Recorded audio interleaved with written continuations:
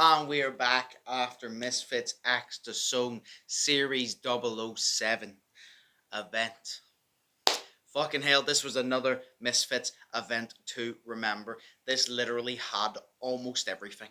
It had controversy, it had smoke given, it had two fucking people that was the size of buildings going head to head. It had upsets, it had everything. It just had everything. We started off tonight with the prelims. I didn't actually watch the prelims. The only prelims I did watch was Boogie versus Wings of Redemption. This one, I called it right. I said Wings threw the straight of punches. Wings wanted to win. He came out. He just outboxed. He just threw the batter straight punches. Boogie just stood there and took the punches. But this was a very entertaining one nonetheless because they were both so big we didn't know how they were going to fight. Like I said, Wings was able to throw like straight enough punches, and that's what really just got him to win that fight because Boogie just was not throwing back. But you know what? We all watched it. I'm sure we all were amazed. We all had a bit of a laugh. But say at the end of the day, honestly, respect to both men for actually getting in that ring because it's not easy to get in the ring in general, especially when you're that big. I could not imagine the struggle of getting into that ring and the amount of effort and tiredness and fatigue that you would feel being that big. So honestly, all jokes aside, shout out to Boogie and shout out to Wings Redemption. Honestly, fair play to them both for getting in the ring. It was a very entertaining one, the main event of the prelims.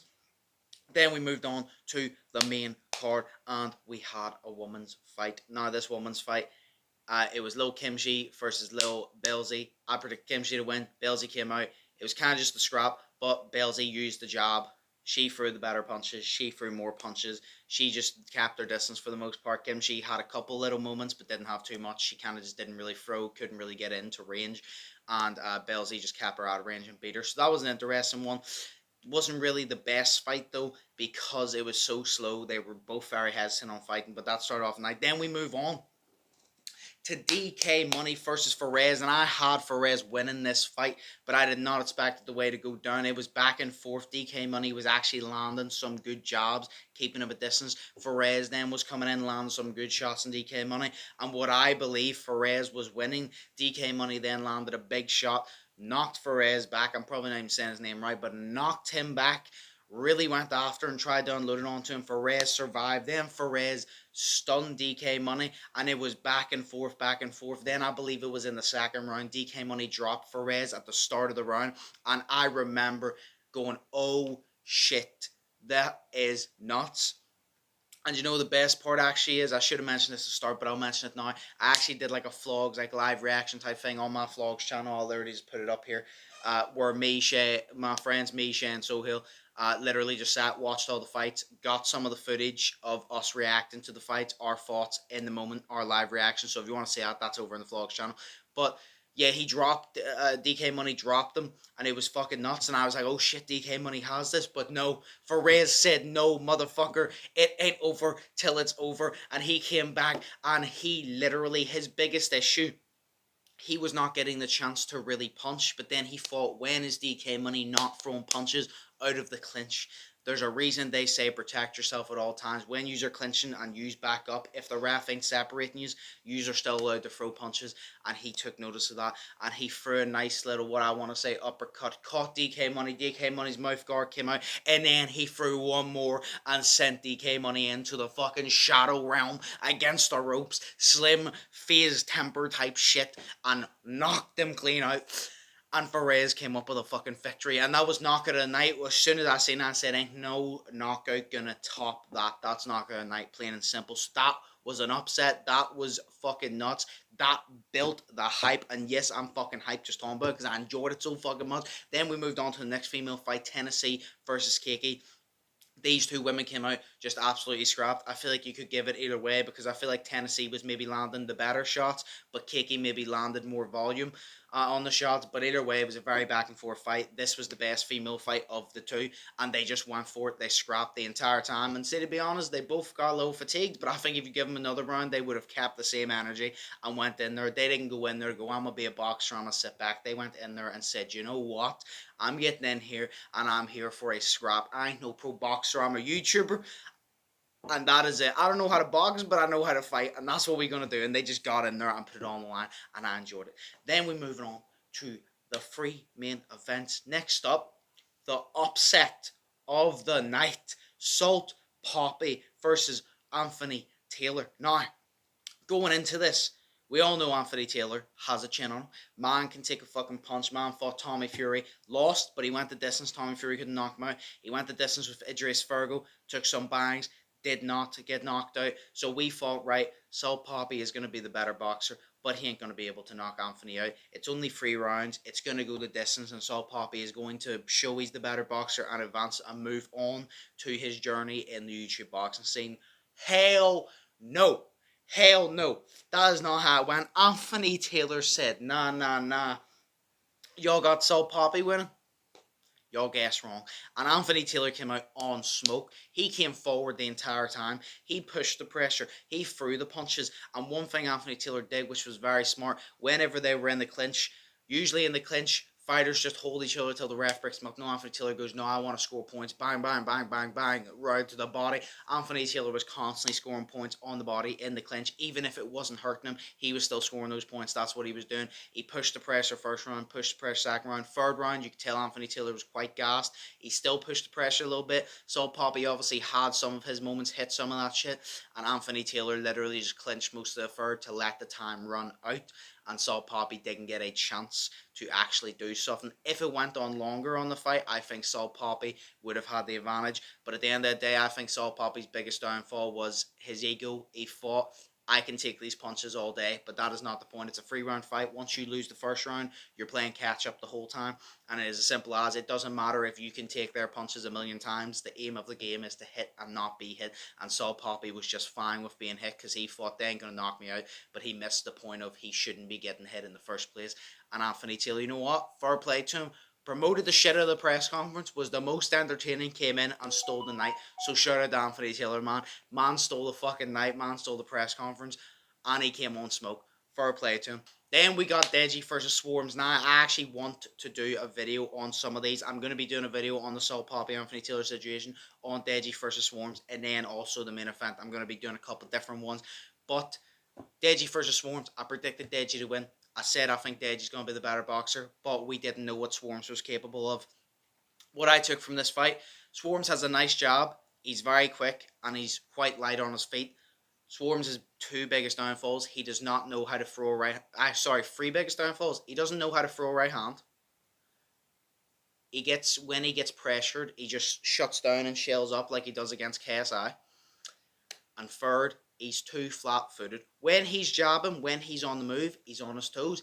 He rotated when Deji's southpaw, so Deji stands like this. You don't want to rotate to the right, because then if you do that, Deji throws the left, bang, he got you. If you rotate to the left for Deji to land that, he will have to cross over and put himself in an awkward situation. So Swarms was right in doing that. He was on the move. He was light on his feet. He had a nice jab. He was fast. It was all good. But we noticed the jab was nice, but when it came to the right hand, it wasn't too much rotation on the hip. It was more of just he threw it and then backed up. There wasn't much technique. So that's where it went downhill for Swarms. And you know what, Deji, like I said, I don't want to talk too much on this because I want to do a whole video kind of regarding that type of thing. Because Deji showed in this fight that there is levels to this game. I said before the fight, everybody's saying Deji's amazing. And I never doubted that Deji was good. But I did say he's only won 1 fight, and that was against Fusi, who didn't fight back. So we actually need the same. Again, this fight, Swarms didn't fight back too much, but at the same time, Deji still showed his IQ. He showed he learned from Floyd. He went to the body. He wore the body down, so then Swarms got tired, dropped his hands, and then went to the head. He was throwing nice combinations. He was hitting him. He was hurting Swarms. Honestly, fair play to Deji. It's a little bit disappointing with Swarms, but you know what, it is what it is. This was his first actual fight. If you think about it, KSI didn't get a chance. Ryan Taylor, he basically didn't get a chance. This was his first fight. Fair play to him, but Deji showed that there was a big gap.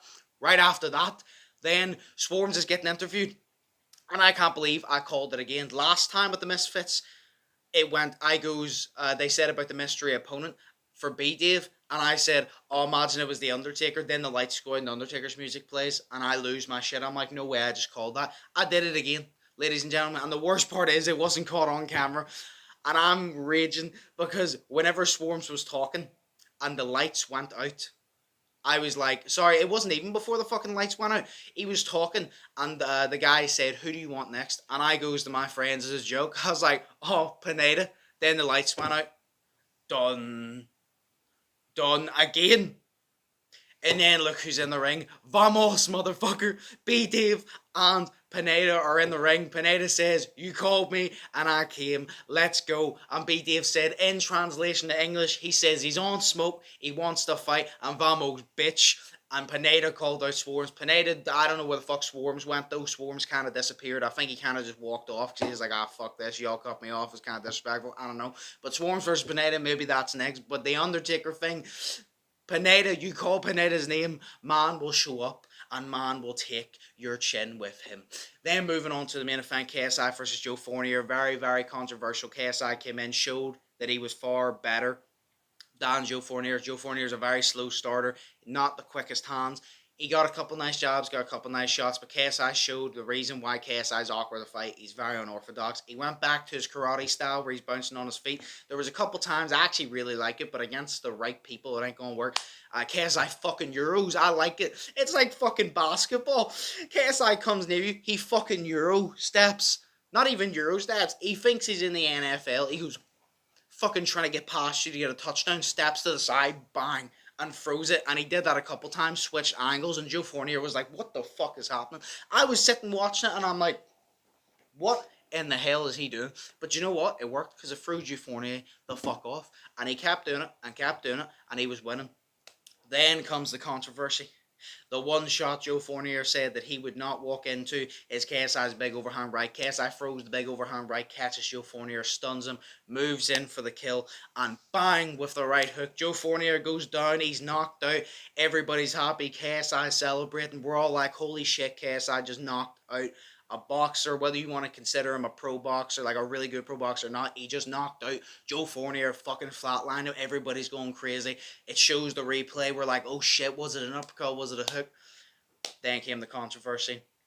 KSI throws the right hand and misses completely with the short right hook.